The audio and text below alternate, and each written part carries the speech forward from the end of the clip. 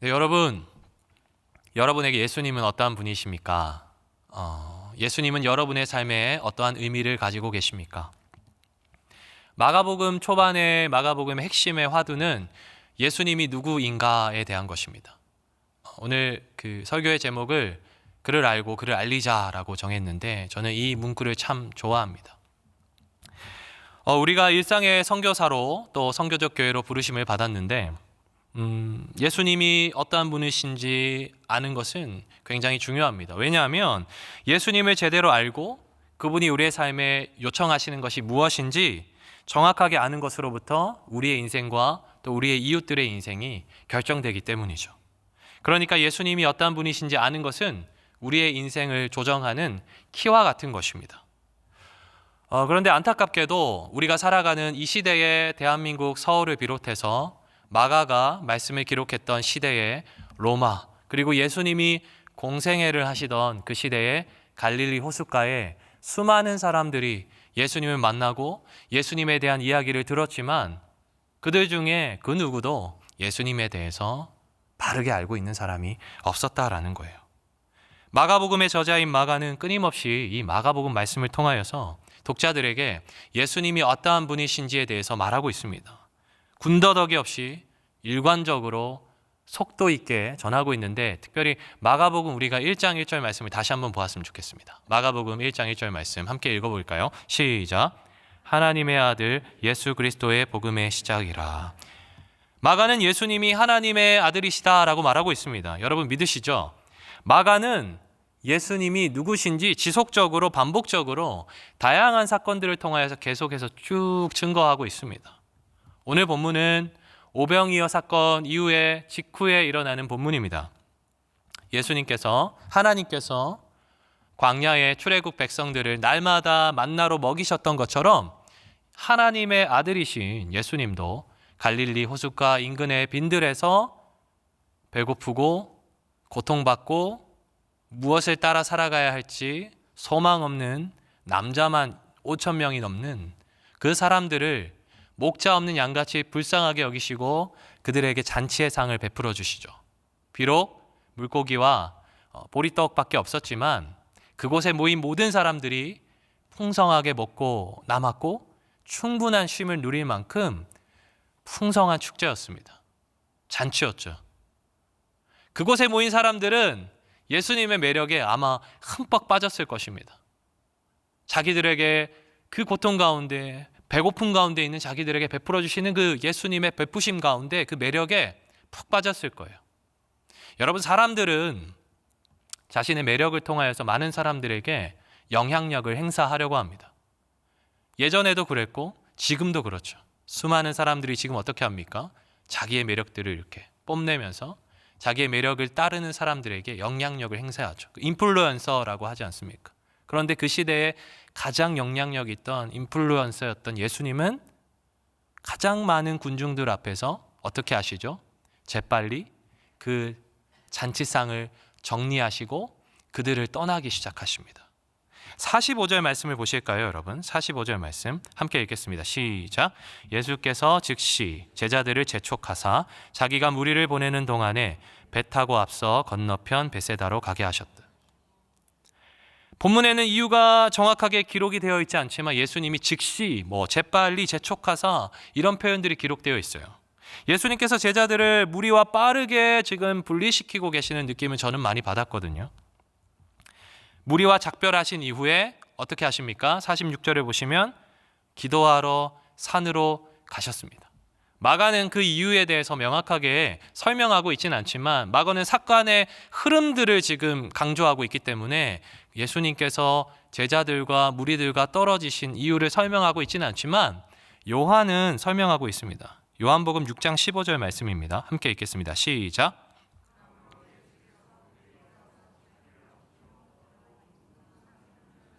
다시 혼자 산으로 떠나가시니라. 요한은 무리들이 예수님이 자신을 임금 삼으려고 했다라는 것을 아셨다라고 기록하고 있습니다. 예수님의 매력에 흠뻑 빠져 있었던 그 군중들이 예수님을 임금 삼으려고 하는 거예요. 너무나도 고통스럽고 배고프고 소망이 없어서 아무 목적도 없이 살아가고 있는 무리들에게 고치시고 먹이시고 함께 하시며 선포하시는 말씀을 위로하시는 예수님은 너무나도 매력적인 분인 거예요. 아마도 유대인 무리들은 저분이 우리가 오랫동안 기다려왔던 메시아가 아닐까 생각했던 것 같습니다. 예수님은 그 생각을 아셨습니다. 그래서 어떻게 하십니까? 그래, 내가 너희들이 기다렸던 그 메시아야, 이제 나를 더 따라, 이렇게 하십니까? 그렇지 않죠. 정말 절정의 순간 아닙니까? 수많은 군중들이 내가 베푼 양식을 먹고 행복해하고 있어요.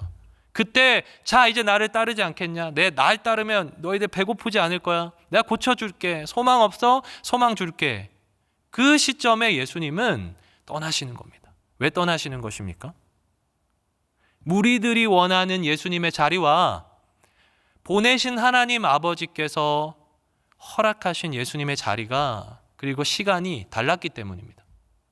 충분히 무리를 불쌍히 여기시고 사랑하셔서 베푸셨지만 무리들의 그 마음의 욕망이 가장 극대화되는 그 시점에 예수님은 그 자리를 박차고 떠나가십니다. 뿐만이 아니라 그 무리들의 영향을 받을 수 있는 사랑하는 제자들을 따로 떼어서 배에 태워서 지금 보내고 계신 거예요. 이유가 무엇입니까? 52절 말씀을 함께 읽어볼까요? 오늘 본문 52절 시작. 이는 그들이 그 떡 대시던 일을 깨닫지 못하고 도리어 마음이 둔하여졌음이러라. 여러분, 이 이유는 제자들을 무리들과 따로 떼어 놓은 이유입니다. 제자들이 만약에 깨어 있었다면, 계속해서 예수님의 말씀과 그 사역을 보면서 깨어서 예수님이 왜 이런 일을 하시는지 알고 있었다면 예수님은 오히려 제자들을 무리들과 함께 두었겠죠. 파송하셨겠죠. 그런데 지금 제자들의 상태가 무리들과 별반 다를 것이 없습니다. 오병이어의 이 의미를 제자들은 알고 있지 못하고 있는 거예요. 자칫 잘못하면 제자들이 무리들의 생각에 휩쓸릴 수밖에 없는 겁니다. 중학교 때, 초등학교 6학년 때 이제 중학교 배정을 받았습니다. 친하게 지내는 친구들이 많지는 않았지만 그 친구들과 다 떨어진 학교로 제가 혼자 가게 된 거예요. 그래서 처음엔 좀 많이 외로웠습니다. 근데 얼마 지나지 않아서 친하게 지냈던 친구들의 소식을 듣게 됐는데 다 너무 무서운 이야기를 들었을 때 너무 무섭고 나쁜 길로 가고 있는 거예요. 그때는 그냥 다행이다. 나는 그 친구들이 그렇게 많이 그 나쁜 길로 가고 있는데 나는 그렇지 않아 다행이다. 이런 생각을 하고 그쳤지만 시간이 많이 지나서 제 인생의 걸음들을 돌아볼 때에 하나님께서 나의 연약함을 아시고 나를 떼어놓으셨구나라는 생각을 계속해서 했었습니다. 사랑하는 성도 여러분, 우리 모두는 예수님의 제자로서 세상으로 부름을 받았습니다. 우리는 세상 가운데 나아가야 해요. 하지만 준비되어져야 한다는 거예요. 우리가 준비되어 있지 않으면 물에 비누가 녹듯이 세상의 생각과 유혹 가운데 우리가 금방 녹아들 수밖에 없다라는 것이죠. 그래서 우리가 계속해서 하나님 앞에서 제자로서 깨어서 준비되어 있지 않으면 지금 오늘 본문에 나오시는 제자들과 같이 예수님이 무슨 일을 하시는지도 깨닫지 못하고 그렇게 살아갈 수밖에 없다라는 것입니다. 우리가 그 주보를 보시면 3월부터 제자 훈련과 각종 양육들이 시작되더라고요. 이미 훈련을 받으신 분도 계시고 또 이미 훈련에 사모하시는 분도 계시겠지만 왜 훈련을 받아야 하는지, 우리가 왜 계속해서 예수님 앞에서 양육을 받아야 되는지 우리가 좀 돌아보았으면 좋겠습니다. 나를 제자로 부르셨는데 내가 깨어있지 않으면 안 되는 거구나. 그래서 우리가 계속해서 훈련 가운데 있어야 되는구나. 그러한 좀 거룩한 부담감들, 선한 마음들을 품으시고 훈련을 좀 사모하시고 많이 마음을 열고 신청하시고 또 주변에 많이 권해주셨으면 좋겠어요. 예수님도 이 장면 후에 곧장 제자들을 배에 태워 무리와 떼어놓고 또 다른 훈련을 제자들에게 허락하시면서 어떻게 하셨죠? 산으로 올라가서 기도하고 계십니다. 산으로 올라가서 기도의 자리로 들어가셨어요. 예수님은 늘 기도하셨습니다. 사실 예수님도 늘 기도하셨습니다 라고 이야기하고 싶었습니다. 무슨 말이냐면 우리가 기도를 하지 않고서는 하나님 아버지의 일을 할 수가 없다라는 것이죠. 우리는 정말 하나님의 백성으로서 하나님 앞에서 온전하게 살아가고 싶은 그 열망들이 있습니다. 오늘도 내일도 주님이 나에게 허락하신 인생을 주님이 기뻐하시는 삶으로 살아야지라는 열망이 하나님의 백성이라면 누구나 있습니다. 그런데 문제는 무엇입니까? 우리 안에 각종 소리들, 우리 내면에서 들려오는 각종 소리들, 그리고 우리의 바깥에서부터 우리에게 들려오는 세상의 소리들이 너무나도 크다라는 것이죠. 여러분, 소리가 너무 큰데 집중할 수 있나요? 정신이 너무 복잡한데 오롯이 뭔가에 집중할 수 있나요?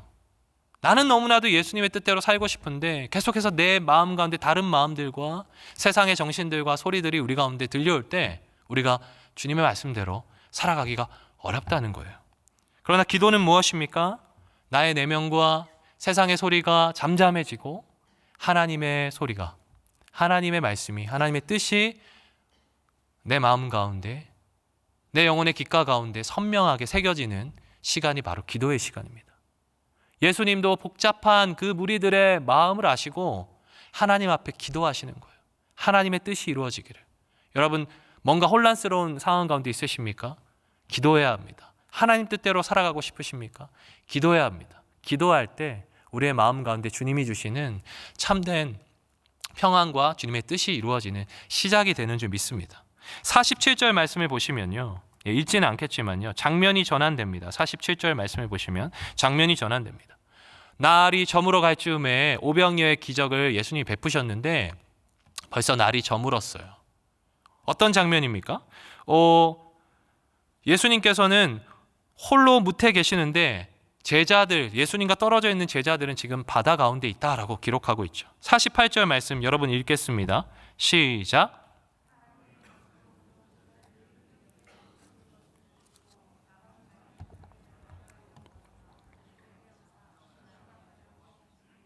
예수님이 보내신 제자들은 벳세다로 가야 되는데 지금 어떻습니까? 바람이 너무 많이 불어서 제자들이 탄 배가 지금 바다 가운데 있는 것입니다. 갈릴리 바다에서 태어나고 자라고 거기에서 생업을 했던 그 어부 출신의 제자들이 이미 배에 타고 있었습니다. 그런데 그 제자들을 포함해서 장정들이 계속해서 아무리 노를 저어도 본문에는 힘겹게 노를 젓는다라고 이야기하고 있습니다. 힘겹게 노를 졌는데 배가 목적지로 가지 못하고 있는 거예요. 좋은 상황이 아닌 거죠. 갈릴리 저 북서쪽에서 바람이 불어오기 시작하고 갈릴리 저 북동쪽에 있는 그 요단강의 그 물줄기가 계속해서 내려오니까 아무리 노를 저어도 갈 수가 없습니다. 그런 제자들을 여러분 예수님이 어떻게 하고 계십니까? 예수님 어떻게 하고 계시죠? 제자들을 보고 계신다. 예수님이 제자들을 따로 떼어서 보내셨지만 그러나 예수님은 제자들을 계속해서 보고 계시는 거예요. 제자들을 보내신 목적이 예수님께 있기 때문에 하나님께 기도하시면서 제자들을 계속해서 주목하고 계십니다. 제자들만 보내었지만 예수님은 함께 있는 것과 마찬가지로 주목하고 있는 거예요. 저에게 이제 초등학교 3학년에 올라가는 딸아이가 있는데 이 아이가 이제 초등학교 1학년 때는 학교 가는 것이 익숙하지 않으니까 데려다 주었습니다. 한 번은 이제는 언제까지 데려다 줄 수 없으니까 아이가 이제 혼자 갈 수 있겠니? 라고 아이에게 질문을 하고 아이를 보냈습니다. 그리고 나서 제가 어떻게 했겠습니까? 아이 몰래 따라가기 시작하는 거예요. 학교까지 한 7분 걸어서 10분 정도 가는 거리인데 아이가 눈치채지 못하게 계속해서 따라갑니다. 혹시라도 길을 잃지는 않는지, 곁길로 새지는 않는지, 나쁜 사람을 만나지는 않는지, 아이가 무서워하진 않는지 계속해서 아이가 눈치채지 못하게 계속해서 지켜보면서 가는 거예요.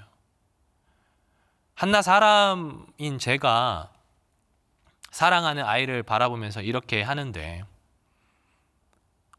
자비가 끝이 없고 인자가 무궁하며 아침마다 성실하신 우리 주 하나님, 그 예수님께서 제자들을 따로 떼어 보내실 때 어떠한 마음으로 보내셨겠습니까? 예수님은 지금도 저와 여러분을 한결같은 사랑과 그 자비하심으로 지켜보고 계신다라는 거예요. 우리가 이 하루하루를 살아감에 있어서 우리를 그냥 던져놓지 않으시는 거예요. 알아서 해라. 천국에서 만나자. 너희가 어떻게든 생존하면 나를 천국에서 만날 수 있을 거고, 너희가 뭐 실패하면 나 못 만나는 거니까 알아서 해. 생존이야. 이렇게 하지 않는 거예요. 계속해서 사랑의 눈으로 지켜보신다라는 것입니다. 그리고 예수님 어떻게 하십니까? 밤 사경쯤, 새벽 3시 정도 시간입니다. 로마의 시간이에요. 밤 사경쯤에 바다를 걸어가기 시작하십니다. 바다를 걸어가세요. 바다를 걸어가십니다. 그런데 재미있는 표현이 있습니다. 바다 위로 걸어서 그들에게 오사 가셨으면 거기에 계셔야 되는데 어떻게 하십니까? 지나가려고 하신다. 제자들에게 가긴 가시는데 멈추는 게 아니라 지나가려고 하신다라는 거예요. 여러분, 이게 무슨 말입니까? 이 장면은 예수님께서 진정한 하나님이시다라는 것을 마가가 지금 나타내는 본문입니다. 무슨 말이냐면, 여러분, 욥기 9장 8절 말씀, 욥기 9장 8절 말씀을 읽겠습니다. 욥기 9장 8절 말씀, 제가 읽겠습니다. 그가 홀로 하늘을 펴시며 바다 물결을 밟으시며. 사랑하는 성도 여러분, 하나님만이 바다 물결을 밟으십니다. 그리고 또 지나가셨다라는 표현에 대해서 제가 이야기를 하고 있는데, 홍해를 가르셨던 하나님, 요단강을 가르셨던 그 하나님께서 이 바다를 걸으실 수 있을 뿐만이 아니라, 여러분, 모세가 하나님의 영광을 너무 보고 싶어 할 때 하나님께서 모세를 지나가셨다라는 표현이 등장합니다. 그리고 엘리야가 너무 지쳐가지고 기진맥진하고 있을 때 하나님께서 엘리야를 일으키시기 위해서 엘리야를 지나가십니다. 지나가신다라는 표현은 하나님께서 자기 백성에게 나타나실 때 나오는 성경의 표현이에요.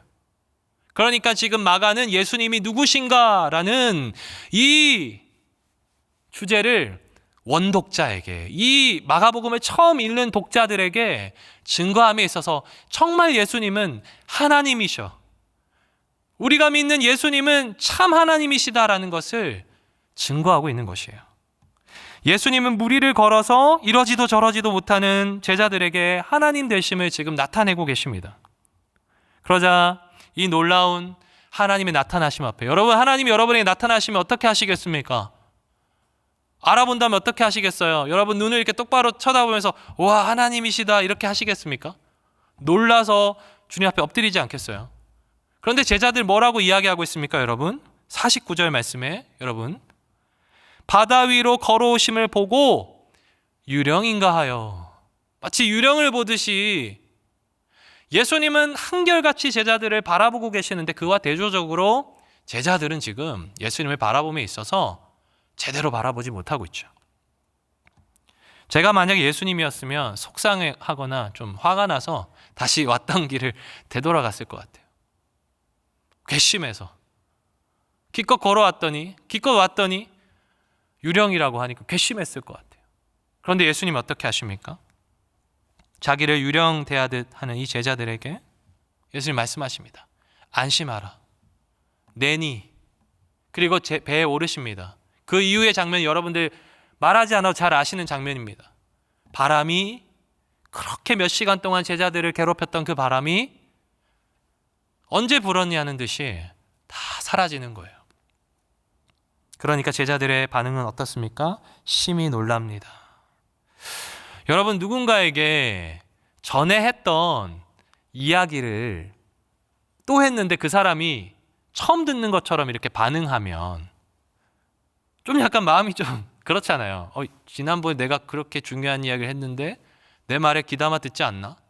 제가 신방을 할 때 많은 성도님들을 만나다 보니까 한 번씩 전에 들은 이야기를 다시 들으면 처음에는 기억을 못 하다가 한 조금 주요 주제가 나오면 아, 맞다, 지난번에 이거 말씀하셨었어요 라고 제가 이렇게 이야기를 할 때가 있거든요. 그처럼 이미 이야기를 했는데 그 이야기를 기억하지 못하면 마음이 좀 이제 속상하죠. 그런데 여러분, 제자들의 가장 큰 문제는 무엇입니까? 제자들의 지금 이 본문을 볼 때 여러분의 생각 가운데 제자들이 무슨 잘못을 하는 것 같으세요? 그냥 힘이 좀 부족해서 예수님 없이 좀 그래도 배를 이렇게 힘차게 저어서 목적지로 갔어야 되는데 예수님 귀찮게 했네, 이게 제자의 문제일까요? 여기 본문에서 가장 큰 제자의 문제는 52절 말씀에 이렇게 기록하고 있습니다. 제자들이 떡의 교훈을 배우지 못했다. 하나님께서 생명의 떡으로 보내신 예수님을, 그 사역을 온전히 이해하지 못하고 있다라는 거예요. 그러니까 다시 말해서 예수님이 누구신지, 무엇을 위해서 지금 이 땅에 오셨는지를 기억하지 못하고 있습니다. 더군다나 마가복음 4장 말씀을 보시면 이미 풍랑을 잠잠케 하시며 자연을 다스리시는 예수님을 제자들이 충분히 경험했지만 기억하지 못하고 있는 거예요. 그때도 그가 누구에게 이런 일을 할 수 있느냐라고 이야기를 했는데, 그 이후로도 수많은 기적을 경험하고 심지어는 제자로 파송되어서 자신들이 예수님의 이름으로 병든 자를 고치고 귀신을 내어 쫓았음에도 불구하고 오늘 또 이렇게 반응하고 있습니다. 직전에 어떤 일이 있었습니까? 5,000명이 넘는 사람을 먹이시는 그 기적을 경험하고도 제자들은 지금 멍한 거예요. 마음이 둔해져 있는 거예요. 눈앞에 있는 상황들에 침몰되고 있습니다. 예수님을 자신들이 만든 기준과 상자 안에서만 생각하고 있는 것입니다. 여러분, 말씀을 맺고자 하는데 이 말씀이 우리에게 주는 교훈이 무엇입니까? 교회를 다니며 많은 기쁨과 평안을 누립니다. 그러나 하나님이 어떠한 분이신지, 그 하나님이 우리의 삶을 통해서 또 교회를 통해서 무엇을 이루어가기를 원하시는지 깨닫지 못한다면, 예수님이 우리의 성장과 성숙을 위해서 세상에 우리를 배를 태워서 내어 보내실 때에 눈앞에 풍랑이 다가오면 예수님을 생각하고 하나님을 생각하는 것보다 두려워서 떠는 것밖에는, 내 힘으로 하는 것밖에는 할 수 없다라는 거예요. 여러분, 말씀을 맺겠습니다. 마가복음의 저자인 마가는 마가복음 1장 1절부터 예수님이 누구인가에 대해서 말하고 있습니다. 로마 제국의 중심이었던 그 로마에서 예수를 믿는 것 때문에 핍박받는 초대교회 성도들에게 마가는 이야기하고 있는 거예요. 우리가 믿는 이 예수 그리스도는 우리에게 핍박을 주는 그 황제보다도 더 위대한 분이 아니시냐. 그분은 자연을 만드시고 자연을 다스리시고 그리고 우리의 삶을 보시며 우리를 이끌어가는 분이 아니시냐. 우리가 예수를 믿는 것 때문에 풍랑을 만날 수 있지만, 그러나 이 풍랑은 예수 그리스도 앞에서 아무것도 아니니 우리가 예수 그리스도를 끝까지 믿음으로 따라가자라고 고난과 핍박 가운데 있는 1세기 성도들에게 마가는 지금 이야기하고 있는 것입니다. 우리가 믿는 예수님은 이러한 분이십니다. 사랑하는 3일의 성도 여러분, 예수님이 오늘도 우리를 지켜보십니다. 우리는 오늘 세상이라는 바다 가운데 교회라는 공동체로 배를 띄워 나아가는 그러한 예수 그리스도의 제자들입니다. 때때로 큰 바람이 불겠죠. 어떤 때는 순풍이 불니다. 그러나 때때로 큰 바람이 옵니다. 우리가 우리의 힘으로 어떻게 할 수 없는 고난이 옵니다. 그때 기억하십시오. 첫 번째 무엇입니까? 예수님은 우리를 지켜보고 계신다라는 것입니다. 두 번째는 무엇입니까? 그 예수님이, 문제보다 크신 예수님이 우리를 향해 걸어오시며 동행하신다라는 거예요. 그분은 하나님이시며 우리를 만드셨고 세상에 우리가 겪는 모든 고난보다도 크고 위대하신 분이십니다. 우리를 왜 그곳에 두십니까? 우리를 그것을 통하여서 연단하기 위해서, 우리를 고난을 통하여서 연단시키시고 예수님이 우리에게 보내신 그 세상 가운데 능히 이겨낼 수 있도록 우리를 보내시는 것입니다. 고난을 겪고 계십니까? 내 인생에 풍랑을 겪고 있다라고 생각하십니까? 답을 모르시겠습니까? 지금이 예수님을 깊이 알아갈 때입니다. 오늘 이 기도의 시간을 통하여서 우리가 예수님을 더욱더 깊이 의지하고 만나고 주님의 뜻을 알아가는 복된 시간이 되기를 주님의 이름으로 축복합니다. 다 함께 말씀을 기억하시면서 기도하시고 여러분의 기도 제목을 놓고 함께 기도하시겠습니다. 참된